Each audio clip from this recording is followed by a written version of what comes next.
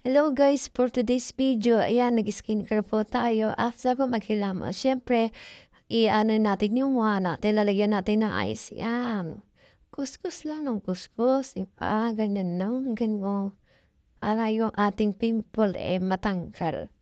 So, hindi talaga clear yung face, kaya ganyan ang ginagawa po everyday. So, ayan. Di pa tapos ang tagal naman. Ayan, so ayan, alcohol muna tayo ng kamay para yung ating kamay malinis bago humawak sa face, diba?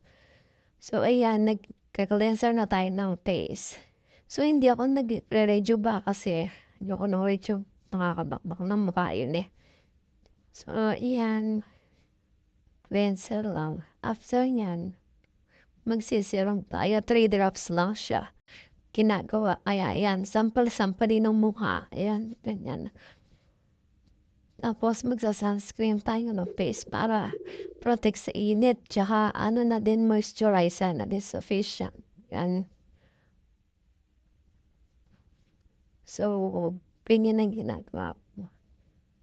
Kasi nabibreak out talaga yung mukha ko eh. Sa init ng panahon, hindi talaga nawawala yung pimples. So, gifted din. Kasi nga, papunta ako eh. Baka mapagkamalan akong bangkay char. So, yan.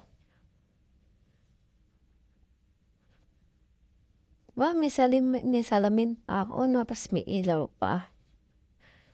Yan. Spread lang natin mabuti. Yan. So, tapos na. Sumayaw-sayaw pa ako dyan. Ayan. Kamot. Sayaw. Ayan.